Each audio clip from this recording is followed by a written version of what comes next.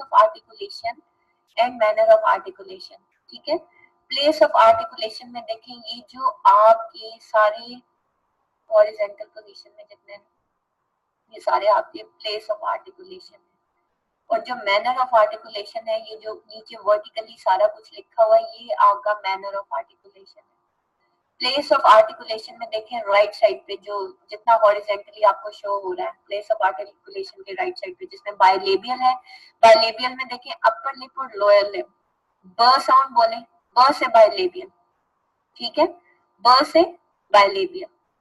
इसमें अब जब आप ब साउंड बोलेंगे तो आपको खुद फील होगा कि मेरे अपर और लोअर लिप सब मिल रहे हैं। उसके बाद लेबियो डेंटल, लेबियो, लेबियो का मतलब होता है लोअर लिप, डेंटल का मतलब होता है टीथ, और लोअर लिप किसके साथ, लोअर लिप कभी भी लोअर लिप के साथ तो बेटा टकरा नहीं सकता, सीधी सी बात है। जब भी आप कोई बात करेंगे तो लोअर लिप अपर लिप के साथ ही टकराएगा, लोअर लिप लोअर टीथ के साथ नहीं टकरा सकता।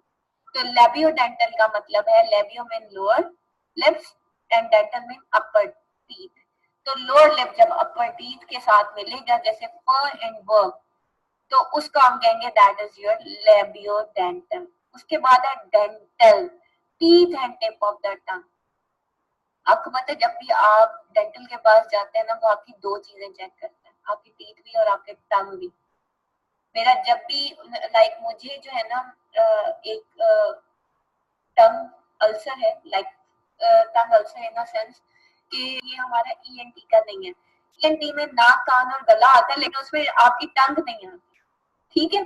तो इससे याद रखें, इस कीवर्ड से याद रखें कि डेंटल सर्जन का मतलब ये है कि वो आपके दांत और जबान दोनों का सर्जन है, ठीक है। तो मुझे यहां से कलेक्ट करता था, अच्छा डेंटल का मतलब है टीथ एंड टंग, समझ आ गई।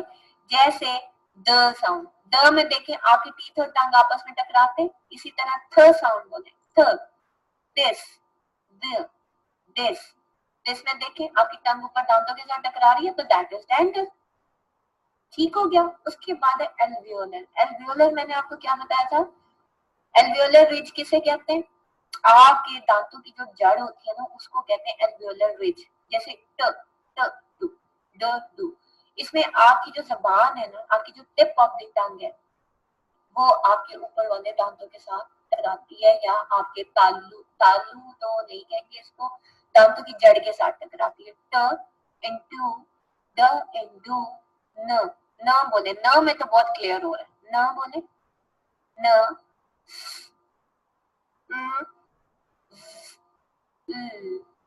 में बड़ा क्लियर है, एल्वियोलर रिज। अच्छा अब यहाँ है देखिए, एल्वियोलर जब आप बोलेंगे ना तो साउंड करके देखिएगा, जब आप बोलेंगे ना तो आपको पता चल जाएगा, अच्छा ये तो जो है टिप ऑफ द टंग जो है ना अपर टीथ के साथ मिल रही है।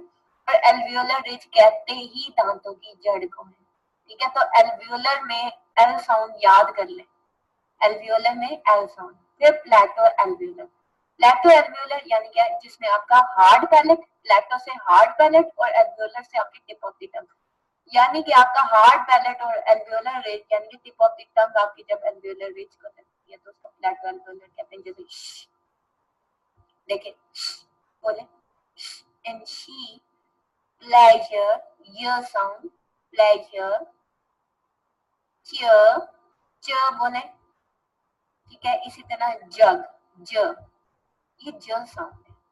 उसके बाद पैलेटल, पैलेटल में जिसमें आपका हार्ड पैलेट और आपकी फ्रंट टंग, जैसे यस में य साउंड, य बोले, आपका हार्ड पैलेट और आपकी फ्रंट ऑफ द टंग जो है वो ऊपर आपस में टकराएंगे और उसमें य साउंड ही है सिर्फ। पैलेट में देख लें जिसमें आपके soft palate and back of the tongue involve होता है। मतलब सॉफ्ट पैलेट आपका वैसे ही बैक ऑफ द टंग के करीब होता है। और वेलर कहते हैं हलक को, ठीक हो गया।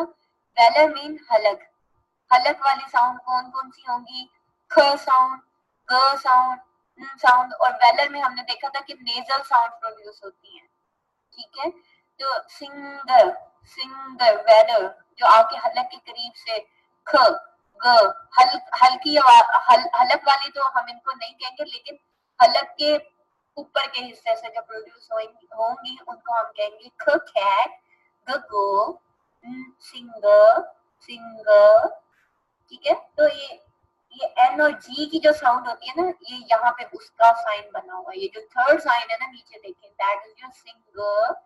तो करके जो साउंड होती है ना, जैसे ब्रिंग ब्रिंग, ठीक है। तो ये वो वाली साउंड है, इंग वाली साउंड है। अच्छा, उसके बाद है ग्लॉटस। ग्लॉटस वोकल कॉर्ड्स, जिसे हल्की हरूफ कहते हैं, हरूफ हल्की, ह, क, अरबी का तो क, कलकला वाला क, ठीक है। और कौन सा ह, हम कहते हैं हलवे वाली, कारी साहब जब पढ़ाते हैं ना, वो कहते हैं बेटा हलवे वाली, वो ह बोलो हलवे वाली, ठीक है। तो ये वो हलवे वाली साउंड है, ह। और जब आप सही वाला ह प्रोड्यूस करेंगे ना, तो आपका पूरा हलक इन्वॉल्व हो जाएगा, उसको कहते हैं ग्लॉटस, हलक को कहते हैं ग्लॉटस, जिसमें आपकी वोकल कॉर्ड्स इन्वॉल्व हो जाते हैं, ठीक है। ये मैंने आपको बता दिया जी, bilabial, labiodental, dental, alveolar, palato alveolar, palatal, velar और ग्लॉटल। अब देखिए आगे, तो अब ये ना कि आगे बताऊं प्लॉसिव्स और नेजल्स, फ्रिकेटस। बेटा अभी मेरा ख्याल है इतना याद करें, जो अभी ये बताया है ना, इसको अभी हॉरिजॉन्टल, वॉइसलेस और वॉइस साउंड के कौन सा। अच्छा, अब देखिए मैनर ऑफ आर्टिकुलेशन में आपके क्या क्या आ जाते हैं, प्लॉसिव्स है, और मैनर ऑफ आर्टिकुलेशन में आपकी वॉइस्ड और वॉइसलेस साउंड्स भी आती है। जैसे प्लॉसिव, प्लॉसिव ऐसे साउंड को कहते हैं जो complete closure of air passage और रिलीज आफ्टर आफ्टरवर्ड सडनली, और एकदम से वो हवा रिलीज होती है सडनली, और एक प्लॉसिव साउंड नॉइज प्रोड्यूस होता है, जैसे फ, फ फैन, फ, दैट इज नॉट प साउंड, दैट इज फ। ये पे पंखा नहीं है, दैट इज फ साउंड।